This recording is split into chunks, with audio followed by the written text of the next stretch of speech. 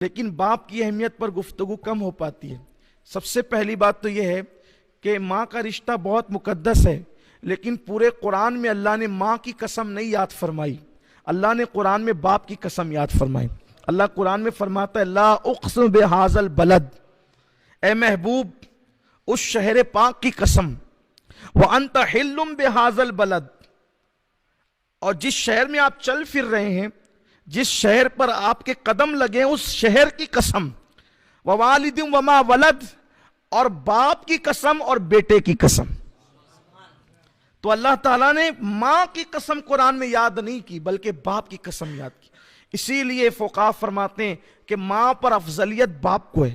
حق کے معاملے میں ماں آگے ہیں، جیسا کہ حدیث پاک میں آتا ہے کہ میرے آقا علیہ السلام سے کسی نے پوچھا یا رسول اللہ سب سے زیادہ مجھ پر کس کا حق ہے؟ فرمایا تیری ماں کا۔ پھر کس کا ہے؟ کہا تیری ماں کا۔ پھر کہا کس کا ہے؟ کہا تیری ماں کا۔ کہا پھر اس کے بعد کس کا؟ کہا تیرے باپ کا۔ حق کے معاملے میں ماں آگے ہیں اور افضلیت کے معاملے میں باپ آگے ہیں۔ فقہا فرماتے ہیں کہ اگر کسی کو کسی شہر جانے سے ماں نے اجازت دے دی اور باپ نے منع کر دیا تو وہ جائے گا نہیں بلکہ رکے گا، اس لیے کہ باپ وہ ہے جس کا فرمان ماننا ماں پر بھی فرض ہے اور بیٹے پر بھی فرض ہے۔ جیسے کہ بیوی شوہر کی اجازت کے بغیر باہر نہیں جا سکتی، تو چونکہ وہ ماں ہے بیٹے کی تو یہ افضلیت ہے باپ کے لیے۔ بلکہ حدیث پاک میں یہاں تک آتا ہے کہ اگر بیٹا نفلی حج کے لیے جائے یا سفر تجارت کے لیے جائے اور باپ کہہ دے تجھے نفلی حج نہیں کرنا، تو اس کے لیے فرض ہے کہ وہ نفلی حج نہ کرے۔ یہ باپ کی اہمیت۔ آقا علیہ السلام فرماتے ہیں باپ جنت کے دروازوں میں سے ایک دروازہ ہے، اور فرمایا کہ بیچ کا دروازہ ہے، باپ جنت کے بیچ کا دروازہ ہے۔ آپ مجھے بتائیں جب آقا علیہ السلام کی ہم یہ حدیث پڑھتے ہیں الجنت تحت اقدام امہاتکم، کہ جنت تمہاری ماؤں کے قدموں کے نیچے ہے، اب جنت تو مل گئی آپ کو، ماں کی خدمت کر کے جنت مل گئی، باپ کو ناراض کیا، دروازہ ہی بند ہے، مکان کے مالک تو ہو گئے لیکن دروازہ بند ہے، تو جنت میں جائیں گے کیسے؟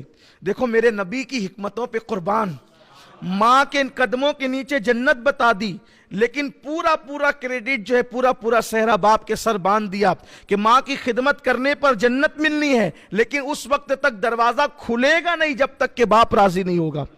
بلکہ حدیث پاک میں آیا ہے حضور علیہ السلام سے پوچھا گیا یا رسول اللہ صلی اللہ علیہ وآلہ وسلم یہ عراف کیا ہے؟ عراف کسے کہتے ہیں؟ تو آقا کریم صلی اللہ علیہ وسلم نے فرمایا عراف ایک مقام ہے جو جنت اور جہنم کے بیچ میں ایک میدان ہے۔ عراف جنت اور جہنم کے بیچ میں ایک میدان ہے۔ پوچھا یا رسول اللہ یہ میدان کیا ہے؟ تو فرمایا نہ وہاں جہنم کی طرح عذاب ہے نہ وہاں جنت کی طرح نعمتیں ہیں۔ اور پوچھا عراف میں کون لوگ ہوں گے؟ عراف میں کون لوگ ہوں گے؟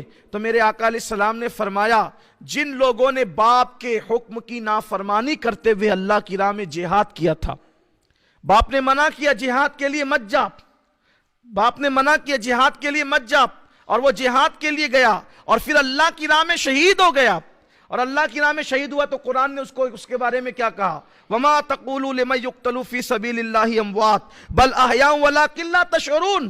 جو اللہ کی راہ میں مارے جائے انہیں مردہ مت کا وہ زندہ ہیں، یہ اس کو مرسم ملا، وہی مقام ملا، وہ شہید کہلایا۔ لیکن میرے آقا فرماتے ہیں چونکہ باپ کی نافرمانی کرتے ہوئے گیا تھا اس لیے شہید ہو کر بھی اس کو جنت نہیں ملے گی، وہ جنت اور جہنم کے درمیان ایک مقام ہے جس کو مقام عراف کہا جاتا ہے، وہاں رکھا جائے گا۔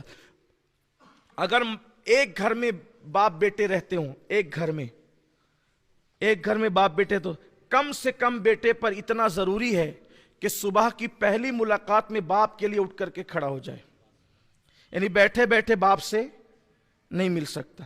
ماں یا باپ سے پہلی ملاقات میں ہر دن اگر ایک گھر میں رہتے ہوں تو، اور اگر گھر الگ الگ ہوں تو جب ملے باپ کے استقبال کے لیے کھڑا ہو، یہ باپ کا احترام ہے۔ جب ملے، اگر کہیں اور دونوں کے مکانات جدا جدا ہوں، کیونکہ ایک گھر میں ہو تو بار بار سامنا ہوگا تو اسلام اس کا مکلف نہیں کرتا، لا یکلف اللہ نفسا الا وسعہا، کہ اللہ کسی جان پر اتنا بوجھ نہیں ڈالتا کہ وہ اٹھا نہ سکے۔ ایک گھر میں رہتے ہیں تو لیکن پہلی ملاقات میں اٹھ کر